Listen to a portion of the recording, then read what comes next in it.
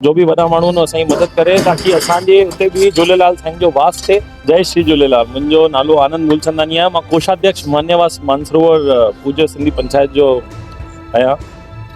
मुंहिंजी ये सभिनि खां विनती आहे कि असांजे जो मान्यवास मानसरोवर आहे उन में असांजो पूज्य झूलेलाल साईं जो मंदिर कान्हे, त असां सभिनि खां तव्हांखां विनती करण था चाहियूं कि असांजी मदद करो। जो भी वॾा माण्हू आहिनि असांजी मदद करे ताकी असांजे हुते बि झूलेलाल साईं जो वास थिए ऐं सभिनि जे घर में जो पंहिंजे इष्ट देव आहिनि, जो पाण ॿार नंढा नंढा उहो बि झूलेलाल साईं खे सुञाणनि, उन्हनि जे बारे में पहचाननि, केरु आहिनि, छा आहिनि, सभु उन्हनि जे बारे में ॼाणनि। अॼुकल्ह केरु झूलेलाल साईं खे जो सिंधी आहिनि उहो ॼाणनि ई कान था, त मां चाहियां थो सभु उन इष्ट देव खे पंहिंजे यादि करनि ऐं हुन सां गॾु। ॿियो मुखी साहब, असां ॿुधो आहे कि तव्हांजी पंचायत आहे, सभु कुझु आहे, पर तव्हांजे हुते मंदिर कान्हे, त हुन लाइ करे तव्हां समाज खे छा चवणु चाहींदा? इहो जागरूक करण लाइ वॾे जेके भामाशाह आहिनि उहे असांजे प्रति मदद कराइनि, असांखे ज़मीन जो आवंटन कराइनि।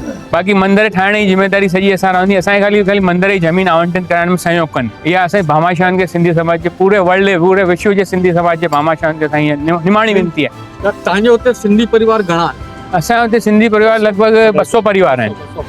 200 परिवारनि में मंदिर कान्हे? हा, मंदिर कान्हे। त ज़मीन लॻभॻि केतिरी रिक्वायरमेंट? मुंहिंजो 50 गज 100 गज? भाई असांजे घटि में 100 गज त मिले भाई सभु ज़मीन, जो असांजो सानिया तो थोड़ो मंदिर ठाहे सघूं शानिया तो। मां अध्यक्ष प्रकाश चंद हरपालानी, मान्यवास पूज्य सिंधी पंचायत मान्यवास जो। जय श्री झूलेलाल। मां घनश्याम हंसराजानी, मान्यवास पंचायत जयपुर। असांजी पंचायत जॾहिं खां ठही आहे 2 साले खां 2.5 साले खां, तॾहिं खां असांजी पंचायत जो इहो उद्देश्य रहियो आहे कि सिंधियुनि में झूलण जे प्रति जागरूकता पैदा कई वञे। असां इन लाइ ॿारनि जूं विशेष प्रतियोगिताऊं बि कराईंदा आहियूं।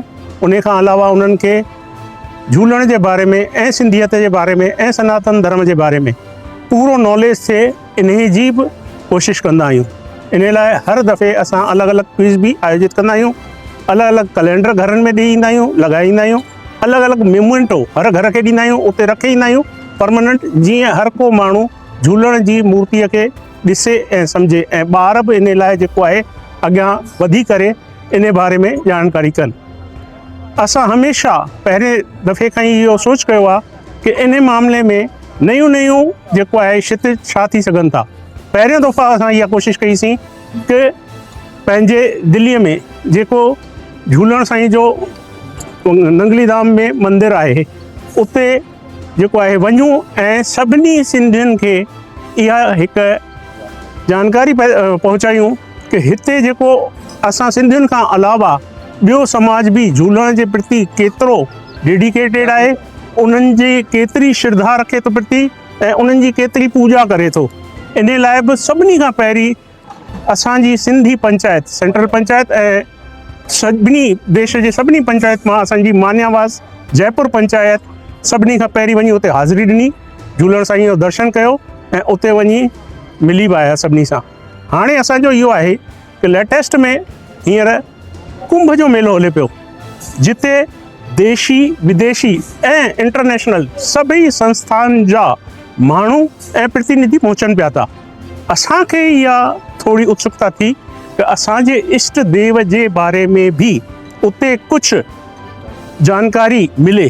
जेतिरा माण्हू पहुता आहिनि पंहिंजा, उन्हनि श्री झूलण साईं जे बारे में कुझु बि उते चयो कान्हे कॾहिं, उन्हनि जी मूर्तीअ जो उते कुझु बि प्रचार कान कयो आहे। त हिन दफ़े असां सिंधियुनि मां जेके माण्हू उते वञनि कुंभ में दर्शन करणु, संगम जो सनानु करणु, त उते ज़रूरी आहे हिकु कोशिशि कनि कि झूलण साईं जे बारे में भी असां कुझु उते प्रचार करे सघूं, जानकारी ॾेई सघूं।